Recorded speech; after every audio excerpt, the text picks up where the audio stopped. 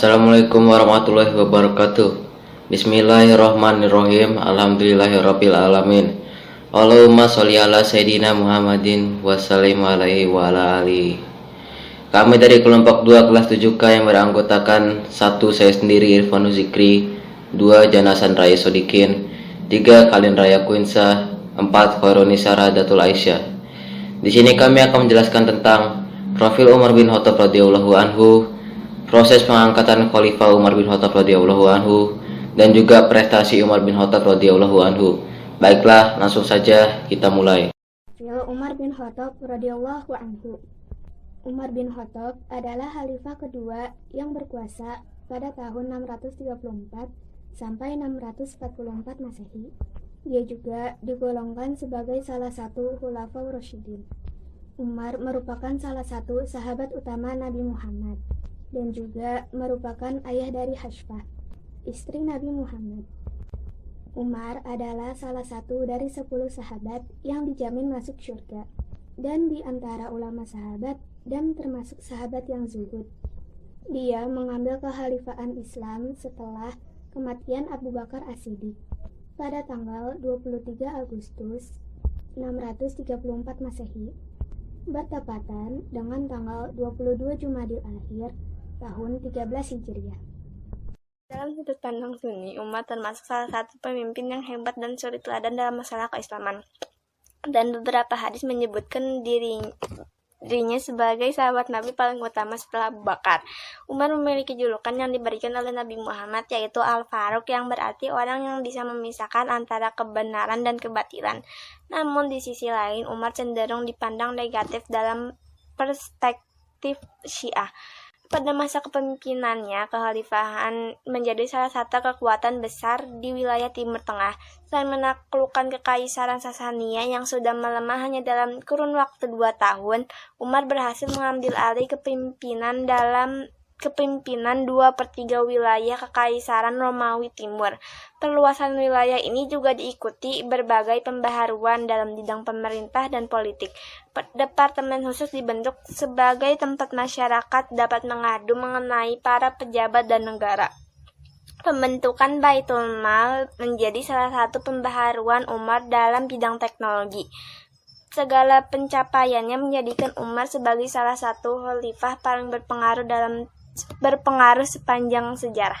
Abu Bakar wafat pada 8 Jumadil Akhir tahun ke-13 Hijriah. Ada pula yang menyebutkan bahwa Abu Bakar wafat 21 Jumadil Akhir 13 Hijriah. Beliau wafat setelah memimpin kaum muslim selama 2 tahun. Setelah Abu Bakar memimpin sebagai khalifah, Umar berperan sebagai naib dan waliul amri. Ia selalu menyertai dan menunjukkan kesetiaannya kepada Abu Bakar dan mempertimbangkan keputusan-keputusan strategis umat Islam.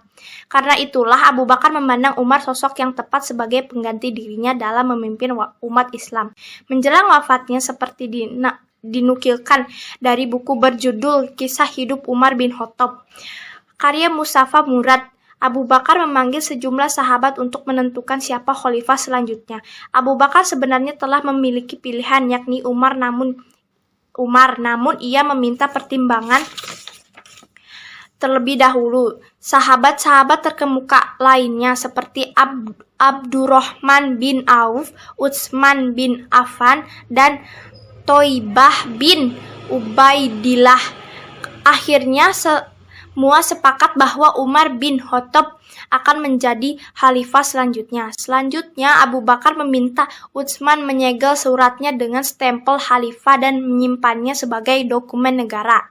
Abu Bakar kemudian mendiktekan surat wasiat kekhalifahan kepada Utsman bin Affan untuk dibacakan kepada kaum muslim. Pembaitan kepada Umar sebagai khalifah pun dilakukan. Setelah proses bakat itu, Abu Bakar berwasiat kepadanya untuk senantiasa menegakkan agama Allah, untuk meneruskan perang di Irak dan Syam, dan selalu berpegang kepada kebenaran. Prestasi Umar bin Khattab. Setelah Abu Bakar As-Siddiq meninggal pada tahun 634, Umar bin Khattab ditunjuk untuk menggantikan Abu Bakar sebagai khalifah kedua dalam sejarah Islam. Umar memerintah selama 10 tahun.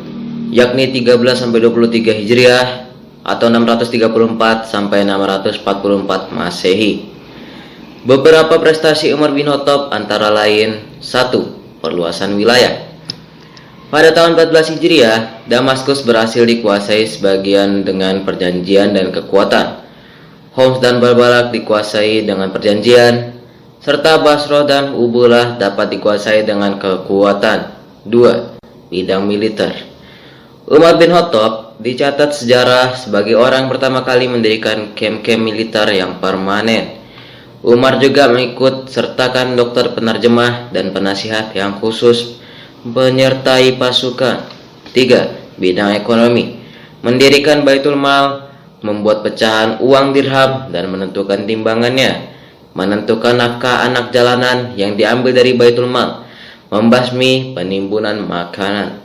4. Meningkatkan administrasi negara. Departemen Logistik mendirikan lembaga-lembaga peradilan di daerah-daerah, pembentukan jawatan kepolisian dan jawatan pekerjaan umum, pembentukan lembaga penasehat. Wilayah negara dibagi menjadi 8 provinsi, yaitu Makkah, Madinah, Syriah, Jazirah, Basrah, Kufah, Palestina, dan Mesir. Masing-masing provinsi dipimpin oleh amir, mewajibkan para pekerja dan pejabat untuk melaporkan harta benda, mengadakan administrasi pengukuran tanah dan membatasi jaraknya. 5. Prestasi-prestasi lainnya. Dimulainya penanggalan Hijriah, mengadakan muktamar tahunan, perluasan Masjid Nabawi. Orang yang pertama kali mengumpulkan orang-orang untuk melaksanakan sholat tarawih. Demikianlah presentasi dari kami kelompok 2. Kurang lebihnya mohon dimaafkan. Billahi taufiq wal hidayah. Wassalamualaikum warahmatullahi wabarakatuh.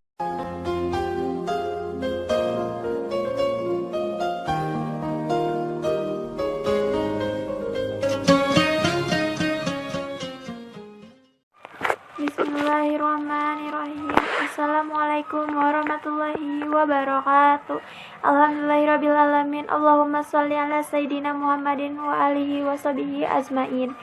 Pertama-tama yang saya hormati guru sejarah kebudayaan Islam, yaitu Abi Amirullah SPDI, dan yang saya banggakan teman-teman sekelas 7 MTSN 1 Bogor Kota Bogor. Sebelum saya mulai membacakan materi, izinkan saya ingin memperkenalkan diri saya dan teman-teman kelompok saya terlebih dahulu.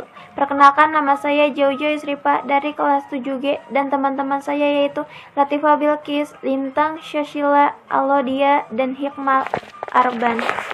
Ketika Rasul pertama kali berdakwah, Umar adalah salah seorang yang sangat keras dalam melawan pesan Islam dan sering melakukan penyiksaan terhadap pemeluknya.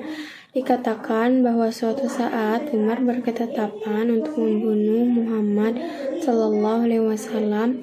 Saat mencarinya, ia berpapasan dengan seorang muslim, yaitu Nu'aim bin Abdullah, yang kemudian memberitahu bahwa saudara perempuannya juga telah memeluk Islam.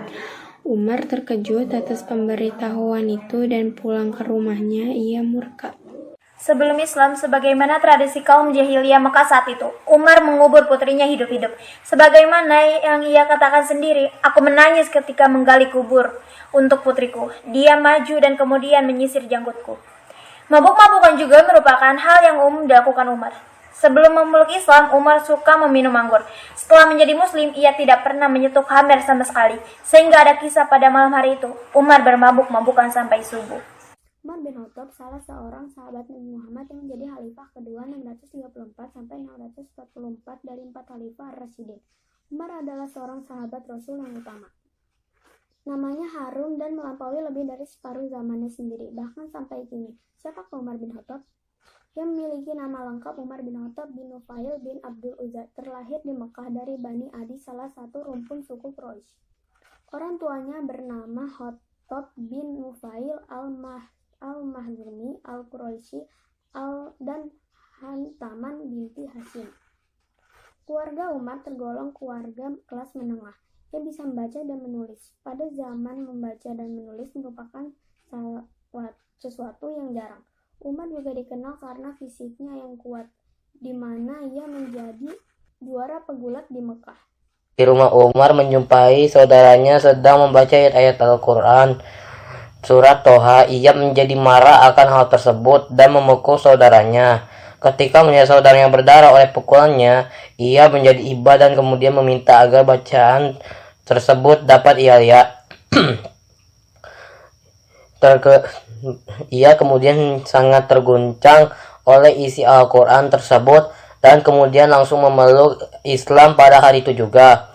Umar adalah seorang yang ikut pada peristiwa hijrah ke Yasrib, Madinah pada tahun 622 Masehi. Ia ikut terlibat pada perang Badar, Uhud, Khabar, serta penyerangan ke Syariah. Pada tahun 625 putrinya Hafsah menikah dengan Nabi Muhammad SAW.